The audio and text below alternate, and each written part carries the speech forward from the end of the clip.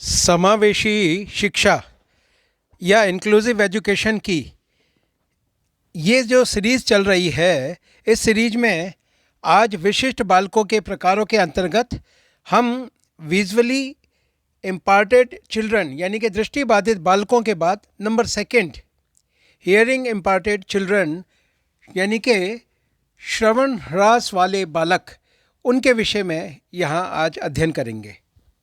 आइए देखते हैं।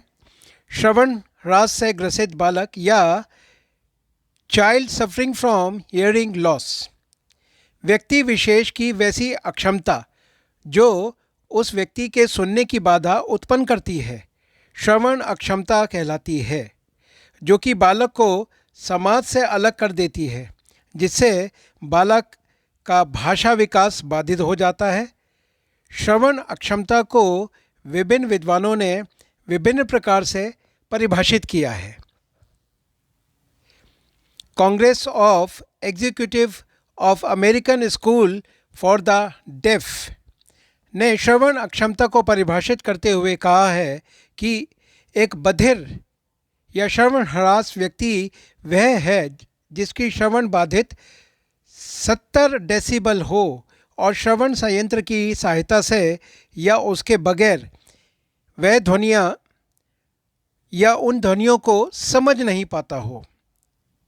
वहीं यूनेस्को की विशेषज्ञ कमेटी 1985 ने श्रवण अक्षमता को परिभाषित करते हुए कहा है कि बधिर बच्चे वैसे बच्चे होते हैं जिनमें अत्यधिक श्रवण अक्षमता ह्रास के चलते स्वाभाविक वाणी और भाषा का विकास अत्यंत या पूर्णतः नहीं हुआ हो। ये जो दो डेफिनेशंस है, इसके बाद आगे देखते हैं। निःशक्त व्यक्ति अधिनियम 1995 के अनुसार श्रवण शक्ति का ह्रास से अभिप्राय या अभिप्रेत है संवाद संबंधी रेंज की आवृत्ति में बेहतर कर्ण में 60 डेसिबल यानी कि 60 डेसिबल या अधिक की हानि होना। श्रवण अक्षमता जन्मजात भी हो सकती है या होती है तथा जन्म के बाद जिंदगी के किसी काल में भी हो सकती है। दोनों समूह के बीच वाणी और भाषा संप्रेषण में अंतर होता है। श्रवण ह्रास मनुष्य के जन्म के समय से जीवन के किसी काल में हो सकता है। यह ह्रास निम्नलिखित प्रकार के हो सकते हैं। आइए देखते हैं। नंबर 1, कंडक्टिव श्रवण ह्रास, इंग्लिश में कंडक्टिव हियरिंग लॉस। बाह्य कर्ण या मध्य कर्ण में किसी प्रकार का विकास होने से ध्वनि को अंतःकर्ण तक संबंधित होने में अवरोध उत्पन्न होता है।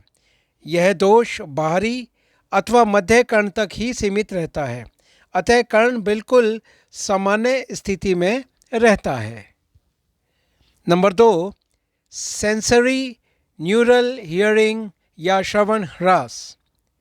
यदि श्रवण क्षमता का ह्रास अंतःकरण या नर्भ पथ में हो, जो अंतःकरण से नर्भ पथ तक मस्तिष्क तंत्र के रास्ते में किसी बीमारी के कारण उत्पन्न हो, उसे सेंसरी न्यूरल श्रवण अक्षमता कहते हैं। इसमें बाह्य तथा मध्य कर्ण सामान्य अवस्था में रहते हैं। इसमें ध्वनि का संचालन अंतःकरण तक होता है, किंतु ध्वनि का सही ढंग से विश्लेषण तथा प्रत्यक्षीकरण नहीं होता है। नंबर 3, मिश्रित श्रवण ह्रास, मिक्स्ड हियरिंग लॉस। एक ही व्यक्ति में कंडक्टिव तथा सेंसरी न्यूरल दोनों प्रकार के श्रवण ह्रास होते हैं, जिसे मिश्रित श्रवण ह्रास कहते हैं। इसमें बाह्य, मध्य तथा अंत्य तीनों कर्ण विकृत होते हैं। नंबर 4, केंद्रीय श्रवण ह्रास, central hearing loss. Cerebral cortex से सटे ब्रेन स्टेम के बीच के श्रवण तथा संक्रमित हो जाने से केंद्रीय श्रवण ह्रास होता है। इसमें चिकित्सीय संक्षेप एवं श्रवण संयंत्रों से लाभ नहीं मिलता। और लास्ट में है कार्यात्मक श्रवण ह्रास, फंक्शनल हियरिंग लॉस। इस प्रकार के श्रवण ह्रास में कान के सभी भाग ठीक ढंग से काम करते हैं, किंतु व्यक्ति सुनकर भी न सुनने का अभिनय करता है, किसी भी आवाज़ के प्रति कोई अनुक्रिया नहीं करता।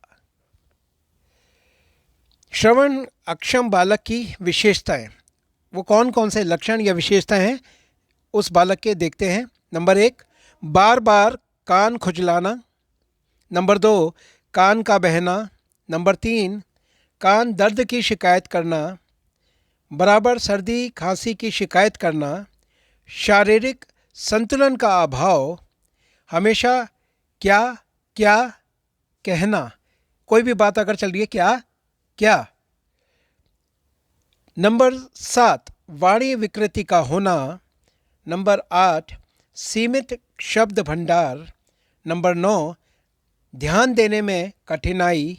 नंबर 10, अच्छी तरह सुनने के लिए वक्ता की तरह सिर घुमाना। नंबर 11, जोर से बोलना। नंबर 12, स्पष्ट न बोल पाना। नंबर 13, बोलने में बार बार अस्वाभाविक अवरोध। नेक्स्ट, बोलते समय कुछ ध्वनियों को छोड़ देना। नंबर 15, बार बार हकलाना। नंबर 16, वर्ग में स्थित होकर बैठना। नंबर 17, आलस्य आ जाना। नंबर 18, भाषाई विकास में अवरोध उत्पन्न होना।